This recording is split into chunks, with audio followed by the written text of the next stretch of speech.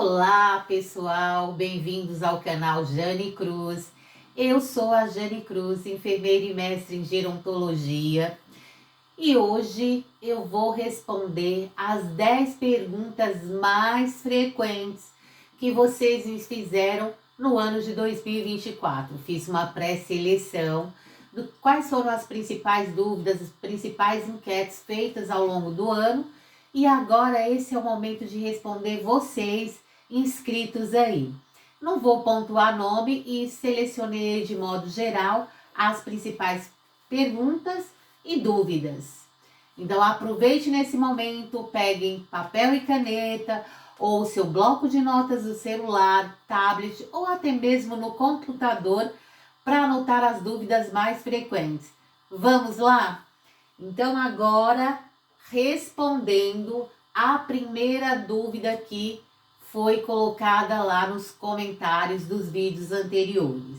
Lembrando que aqui eu estou fazendo só uma síntese geral de tudo que surgiu de dúvida, mas se você quiser assistir na íntegra todos os vídeos, é o momento de maratonar, desde lá do primeiro vídeo onde eu começo a falar sobre o envelhecimento, sobre a questão de legislações, entro falando da profissão também de cuidador e trago as temáticas aí voltadas para o envelhecimento. Então, se quiserem ver vídeos completos, é só voltar na playlist e ver os principais vídeos aí, onde tem a informação completa para vocês. Vamos lá na top 1. A primeira dúvida, vou fazer de modo decrescente, do 1 ao 10. Primeira pergunta, o que é gerontologia? Essa foi uma dúvida que surgiu ao longo dos vídeos, ao longo dos comentários. Então, quando eu falo da gerontologia, estou falando de uma ciência. É uma ciência que estuda o envelhecimento nos diferentes aspectos: biológico, psicológico e social. Mas eu também preciso entender que a gerontologia, ela busca compreender o processo de envelhecimento e promover, né? Porque o intuito dela é ter uma visão mais holística do envelhecimento. Então, ela quer promover a qualidade de vida na terceira idade. Consequentemente, ela busca entender o envelhecimento de maneira holística, abrangendo aí o bem-estar geral do nosso idoso, né? Na presença ou na ausência de doença. Ela não estuda especificamente a doença, ela estuda todos os aspectos do envelhecimento. Lembrando aí que quando a gente fala em atuação no campo gerontológico, ela vai estar atuando aí, desenvolvendo políticas públicas aí voltadas para o envelhecimento saudável. Esse é o desafio do século XXI, para que a gente possa desenvolver políticas públicas e melhorar a qualidade de vida das pessoas na terceira idade e, consequentemente, ter um envelhecimento saudável. Segundo campo de atuação aí, orientação dos idosos nos aspectos sociais e psicológicos aí, dentro do processo de envelhecimento. Então, é uma outra campo de atuação. E projetos aí de integração. Esses projetos de integração visam o quê? Integrar o idoso em sociedade, fazer essa coparticipação idoso e sociedade, tanto no campo educacional quanto no campo cultural, na participação aí no mercado de trabalho para a população aí 60 mais. A gerontologia, como vocês puderam entender nesse sentido mais amplo, ela busca entender o envelhecimento, então, no seu aspecto mais amplo. Então, para fechar aí com uma palavra definidora, que é de maneira holística, ver a pessoa como um todo. Não é só o funcional, não é só o físico, não é só a doença. É ver no aspecto total aí, independentemente da presença de doença ou não. Então, isso é a primeira dúvida respondida aí. Segunda pergunta, que as pessoas fizeram bastante. Então, qual é a diferença entre gerontologia e geriatria? Vamos entender essas diferenças aí. Então, reforçando aqui as top 2. Top 2 quero saber a diferença entre o campo da gerontologia e o campo da geriatria. Então, começando por essa diferença. Então, quando a gente fala da gerontologia, eu estou falando então da ciência que estuda o processo de envelhecimento, mas no campo multidisciplinar, onde eu tenho diferentes saberes reunidos para entender, estudar e trazer medidas, soluções aí para o processo de envelhecimento saudável. E aí o seu principal objetivo, quando eu falo dessa equipe multidisciplinar no aspecto gerontológico, é entender o envelhecimento e como esse envelhecimento ele afeta os indivíduos, ele vai afetar a sociedade como um todo e de que forma a gerontologia ela pode propor melhorias aí para o envelhecimento saudável. Então eu vou ter uma atuação mais multidisciplinar. Já a geriatria, a gente está falando de um ramo de especialidade médica. Aqui na especialidade médica, a gente vai ter o olhar do quê? Do tratamento, do diagnóstico e da reabilitação aí dentro dos processos de adoecimento que podem ocorrer no envelhecimento. E aí, portanto, a geriatria ela é voltada para os aspectos clínicos. E quando eu falo desses aspectos clínicos, há uma preocupação aí de promover a saúde e tratar as condições clínicas no processo de envelhecimento ou na terceira idade, falando no grupo da terceira idade, 60 mais. Ainda pensando nessa comparativo da diferença. Então, de que forma, né, pode ser promovido o envelhecimento saudável?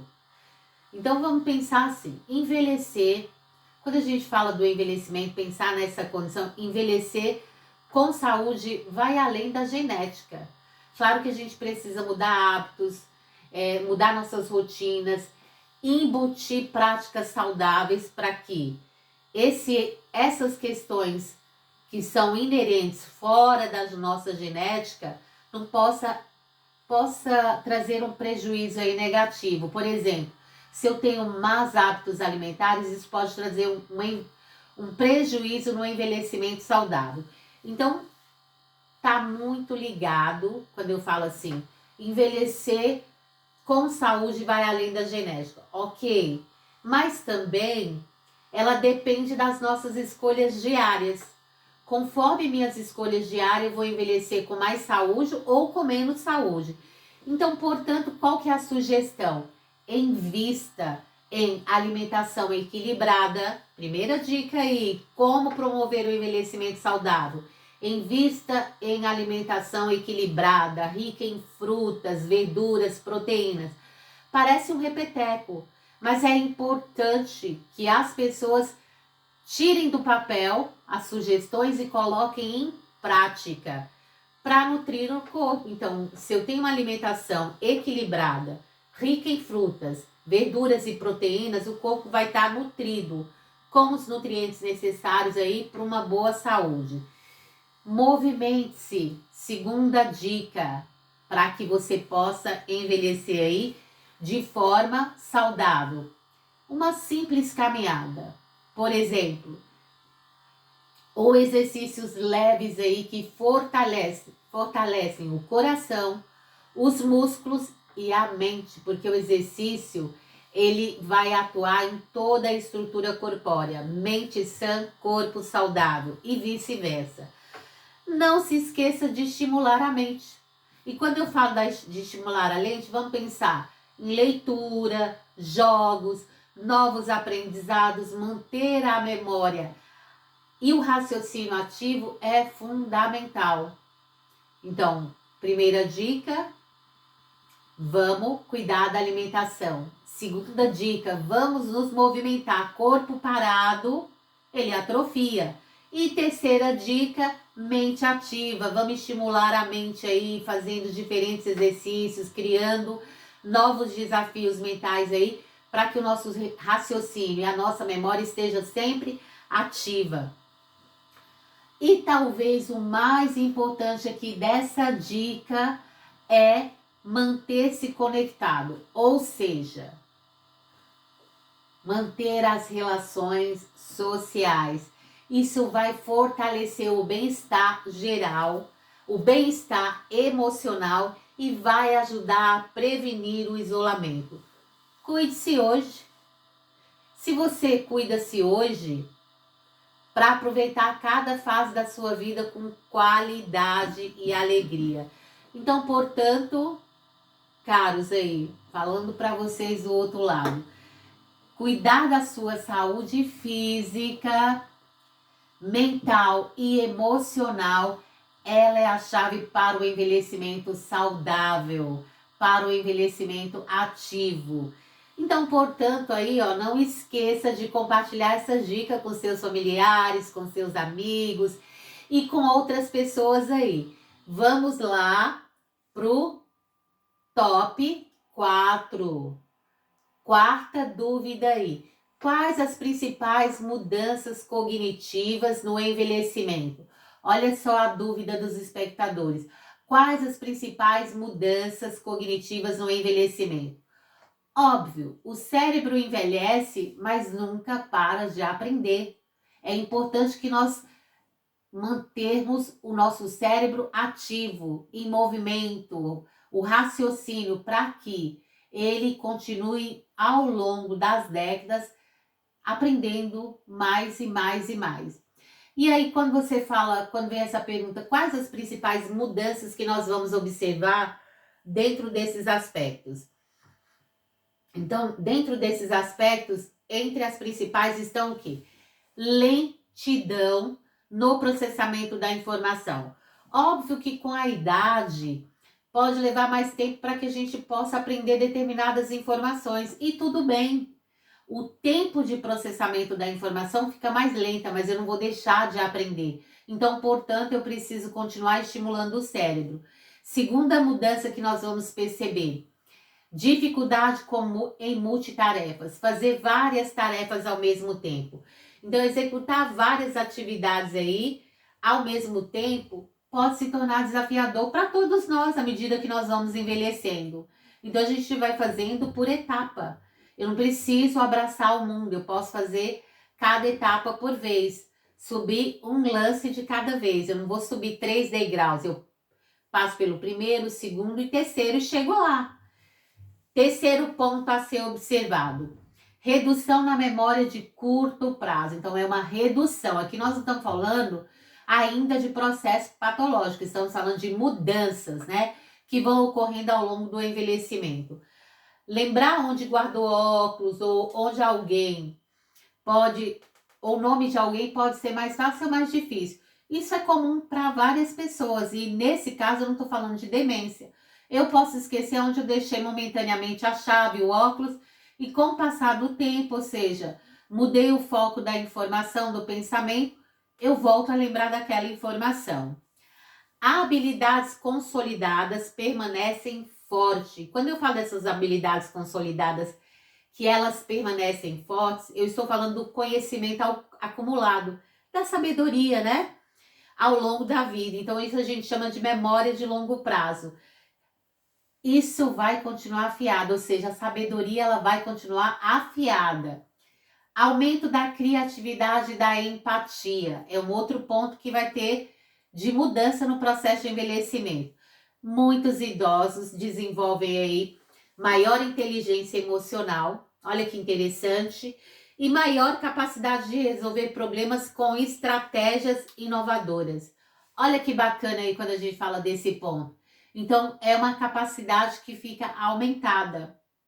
E a boa notícia de tudo isso é que a neuroplasticidade, ou seja, a nossa capacidade, a capacidade que o nosso cérebro tem de se adaptar, criar novas conexões, permanece ativa durante toda a vida. Ele só precisa ser estimulado. Quanto mais eu estimulo o cérebro, mais ele vai dar resposta. Então, manter-se ativo, aprendendo algo novo, é de extrema importância. Isso faz com que você exercite, não só, quando eu falo atividade física, eu estou exercitando o corpo. Quando eu falo das atividades aí, leitura, jogos, eu estou estimulando e movimentando o cérebro, a memória. E isso vai melhorar a cognição, a nossa resposta cognitiva mesmo na terceira idade. Vamos lá para top 5. Quando eu falo da top 5, a dúvida que surgiu aí de vocês foram como lidar com a solidão na terceira idade. Lembra que eu já fiz um vídeo lá atrás falando sobre isolamento social e trago muitas dicas. Mas como ficou essa dúvida, eu vou responder a esta pergunta pontual. A solidão é um dos maiores desafios enfrentados aí por todos nós, ou seja, e principalmente pelos idosos. Então, quando se fala em solidão, isso é um desafio para ele.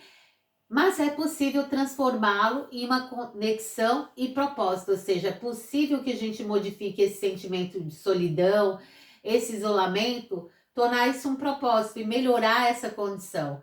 Aqui vai algumas dicas, algumas estratégias para lidar com a solidão e resgatar a alegria de viver. Primeira dica aí de como lidar com a solidão: fortaleça os laços sociais. E quem são esses laços sociais? Reaproxime-se dos seus familiares, vizinhos e amigos. Se mantenha conectado com essas pessoas. Pequenos gestos, como uma ligação ou uma visita, pode fazer toda a diferença. Então, mantenha-se conectado, ligue, mantenha ativo com essas pessoas, se aproxime, ou seja, se reaproxime. Segunda dica aí para lidar com a solidão: participe de grupos comunitários. Nesses grupos comunitários, ou seja, os clubes de idosos, o que vocês vão perceber? E vão aprender novas coisas, novas informações. Então, aulas de dança, aulas de artesanato ou voluntariado, eles são excelentes para criar novas amizades e fazer novas conexões aí. Descubra novos hobbies.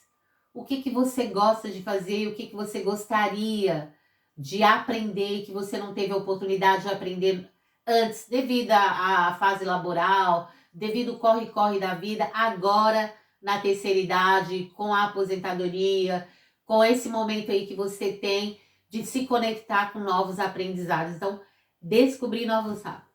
O que você gosta de fazer? Tocar um instrumento, um violão, piano, pandeiro, enfim. Cada um tem um desejo e tem um novo desafio aí a ser aprendido. Jardinagem, por exemplo, é um outro hobby que pode ser aprendido aí e que vai ajudar a lidar com a solidão. E até mesmo aprender a usar as tecnologias, se manter conectado aí, isso vai estimular a mente e criar oportunidades de interação. Busque apoio emocional aí para você lidar com a solidão. Conversar com profissionais ou com grupos aí de apoio ajuda a enfrentar o sofrimento e o isolamento social. E por fim, adote uma rotina ativa. O que é essa rotina ativa? Praticar atividades físicas, sair ao ar livre. Isso vai aumentar a sensação de bem-estar. Não esqueça dessas dicas, põe em prática, tire aí do papel. Ei, tá anotando?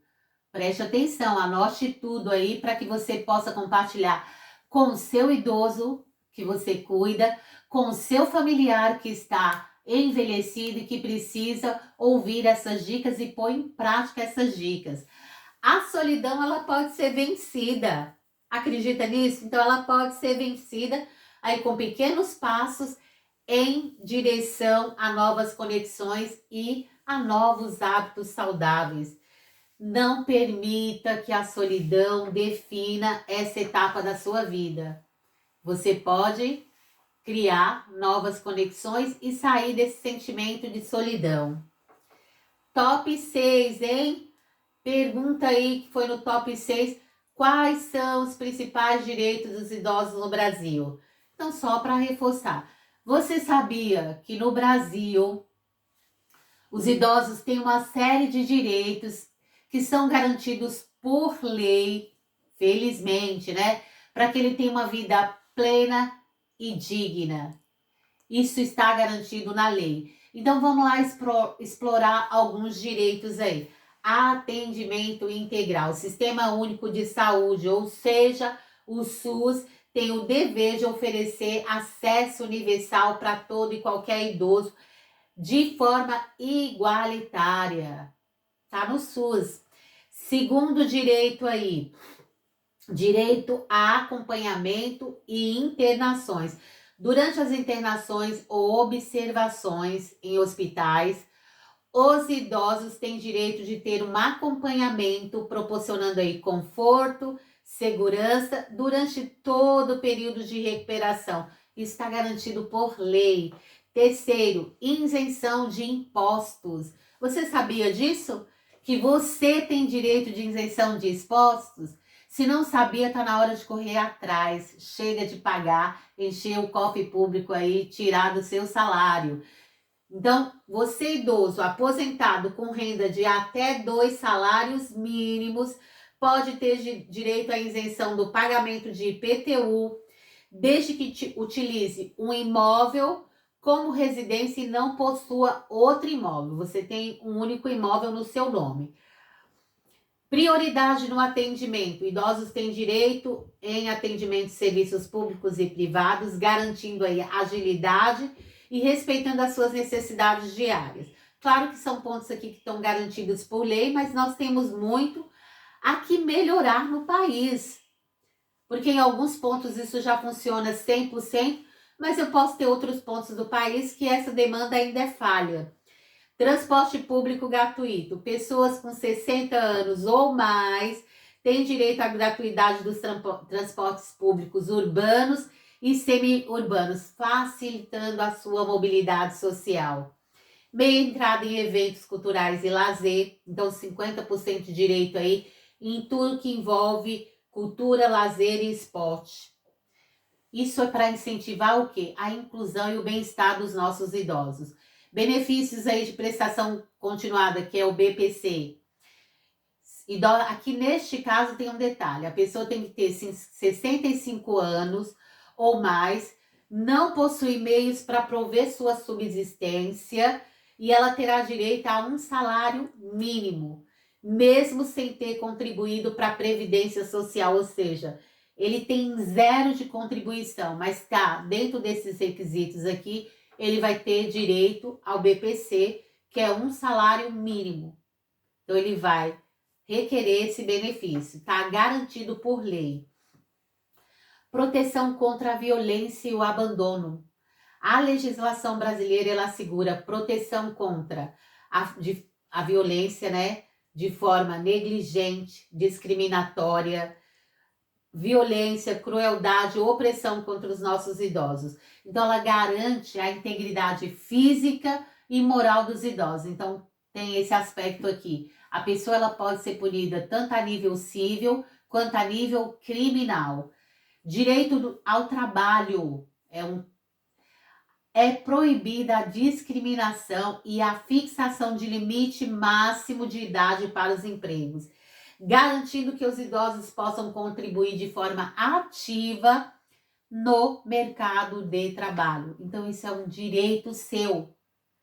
E a sociedade precisa respeitar isso, os empregadores precisam respeitar isso. E, por fim, educação, cultura, esporte e lazer. Os direitos aí de participar das atividades educativas, culturais, esportivas e lazer que respeitem e promovam a sua integração e o desenvolvimento pessoal.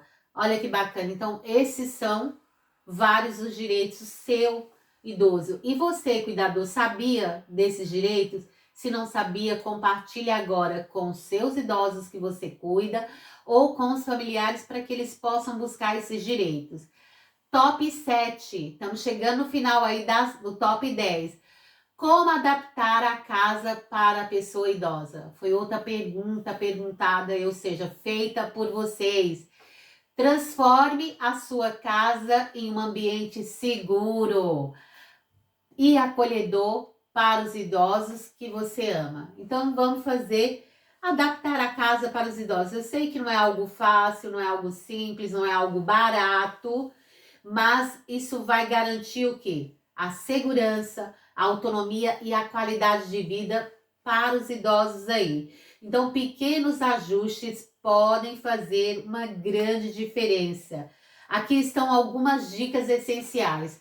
Não precisa de grandes mudanças. Por exemplo, para evitar as quedas, quais são os pequenos ajustes que vocês podem fazer?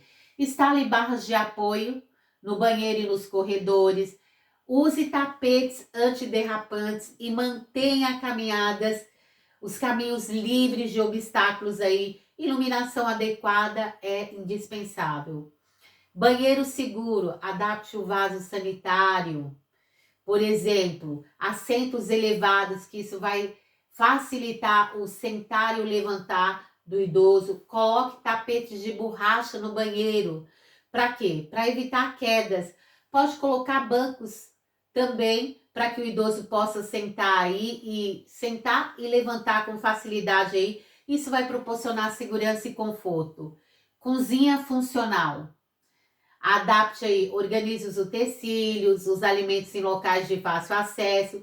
Evite necessidade de subir em bancos ou agachar. Não coloque tudo à altura do idoso. Móveis ajustados. Use cadeiras e sofás com encostos firmes e braços para facilitar o sentar e o levantar. O que você pode requerer? Usar tecnologia a seu favor ou a favor do idoso. Campainhas, alarmes, dispositivos de monitoramento remoto.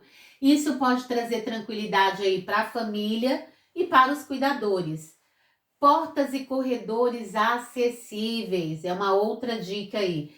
Para os idosos com mobilidade reduzida ou que usem cadeira de roda, ajuste a largura das portas e corredores, se for necessário, é claro. E aí, lembrem-se, cuidar de um idoso é garantir que ele se sinta seguro e confortável nos lugares mais importantes, o seu próprio lar. Então, dentro do seu próprio lar, ele tem que se sentir seguro e confortável. Espero que com essas dicas aí você não apenas previna acidentes, mas também demonstre amor e cuidado aí. Vamos lá para o top 8. O top 8, vocês perguntaram e o que é a demência e quais são os sinais iniciais. Você sabia que a demência não é só um sinal de esquecimento, mas um conjunto que merece atenção? A demência é uma condição aí que afeta o cérebro, comprometendo aí a memória, o pensamento e até mesmo o comportamento. Embora o Alzheimer seja o tipo mais comum e mais conhecido aí de demência, não tem só este, tem várias outras formas de demência, como a demência vascular, a demência de corpos de Lewy. E aí, com isso, identificar os sinais pode fazer com que você cuide melhor e, obviamente, fazer toda a diferença aí no tratamento e na qualidade de vida dos nossos idosos. O que eu quero reforçar com isso aqui? Se vocês voltarem lá em vídeos anteriores, eu falo dos tipos de memória e também falo dos tipos de demência. Depois eu trago um outro vídeo onde eu falo quais as dicas principais para cuidar dos quadros de demência em cada estágio. Estágio inicial, estágio intermediário e estágio avançado. Vocês podem voltar lá nos vídeos anteriores e verem esse conteúdo na íntegra. Mas indo aqui para os sinais que você deve observar: perda da memória recente, dificuldade aí de lembrar de eventos recentes, as informações mais importantes aí, como compromissos ou nomes. Segundo ponto, dificuldade em realizar tarefas rotineiras. Por exemplo, atividades simples como cozinhar, usar o telefone, pode ser aí, ou seja, pode se tornar desafiador. Então é um ponto para você prestar atenção. Desorientação em tempo e espaço. A pessoa se perde em lugares familiares e esquece de datas e horários. Então tem esse ponto aí a ser observado. Mudança de humor e comportamento. Aqui na questão da mudança de humor e comportamento, nós estamos falando da irritabilidade, da apatia ou até mesmo da desconfiança sem motivo aparente aí, ela pode surgir. De repente ela pode ficar desconfiada que você pegou algo. Você retirou um objeto, pegou um bem, pegou um dinheiro. Isso são desconfianças. Problemas de comunicação. Esquecer palavras comuns ou usar termos inadequados pode ser um sinal importante aí. E julgamento prejudicado. Aqui, então, são os sinais iniciais. Decisões simples, como administrar o dinheiro, vestir-se de acordo com a estação climática, pode se tornar confusas. Então, é outro ponto para vocês observarem aí, como sinais iniciais aí. E aí fica um ponto aí a ser observado nessas questões iniciais aqui, por exemplo, o diagnóstico precoce, ele vai ajudar a planejar o cuidado, isso é de extrema importância. Se você percebeu esses sinais iniciais, então ter um diagnóstico precoce, isso vai ajudar no planejamento do cuidado. Isso vai fazer com que ocorra um retardamento da progressão e uma melhoria da qualidade de vida dos pacientes, das pessoas idosas. Isso também vai trazer um impacto positivo para a família.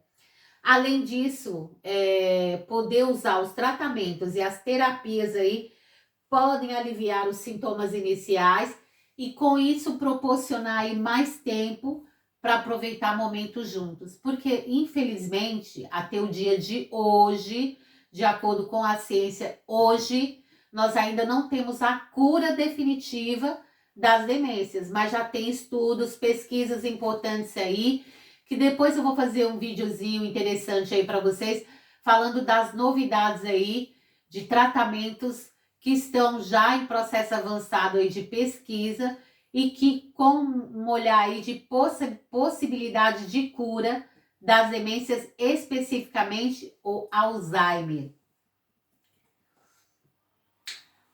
Top 9, estamos chegando na penúltima. Como a família pode apoiar o idoso com Alzheimer? O Alzheimer, né, a família é a base do cuidado e da qualidade de vida aí. Você precisa lembrar disso, familiar. Então, você é a base do cuidado.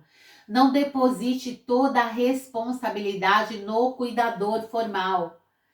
É importante ter essa rede de apoio. Quem é o principal apoiador no adoecimento? A família. Então, apoiar o seu idoso, eu sei que é desafiador, mas o seu papel ele é crucial para garantir a segurança, o conforto, a dignidade aí. E aqui estão algumas dicas para te ajudar. Então, cuidador, anote essas dicas aí para você passar para os familiares do idoso que você cuida ou para a rede de apoio deste idoso que você cuida. Eduque-se sobre a doença. É importante entender as fases do Alzheimer. Isso vai te ajudar e vai te permitir lidar com os desafios e oferecer aí um melhor suporte para o seu familiar. E um suporte adequado, é claro. Seja paciente e compreensivo. Quando eu falo, o idoso não age de forma confusa ou agressiva de propósito. É uma condição do adoecimento. Lembre-se, a doença altera o comportamento e a memória. Então, é importante que você tenha paciência e que seja compreensivo. E estabeleça rotinas. Manter os horários fixos para refeições, sono e atividades aí reduz ansiedade e melhora a orientação. Então, é importante criar rotina para o idoso que apresenta o Alzheimer. Comunique-se de forma simples, use frases curtas, mantenha contato visual e fale com calma. Então, é importante você seguir essas dicas. Repita as informações se for necessário, sem demonstrar frustração ou impaciência. Envolva-se nas atividades. Incentive o idoso a participar das tarefas simples. Estimule a memória por meio de fotos, músicas, conversas. É importante estimular a memória aí do seu idoso. Busque apoio emocional. Tem momentos que a gente precisa deste apoio. aquele momento que a gente não sabe o que fazer, então busque o apoio. Cuidado pode ser desgastante, né? O cuidar de uma pessoa com Alzheimer é desgastante. Participe de grupos de apoio ou de dúvidas aí. Divida responsabilidades com os demais familiares. É importante aí, para que você também tenha um momento para você cuidar de si, da sua saúde física e mental.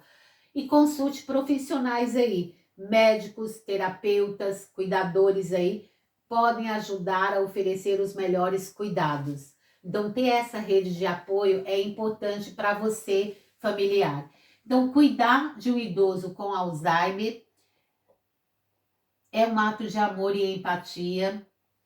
Com união e informação, a família pode transformar essa jornada em momentos de carinho e conexão. Então, lembre, familiar, você é crucial neste papel. E aí, para finalizar, top 10. Me perguntaram aí quais são os benefícios das atividades físicas para os idosos.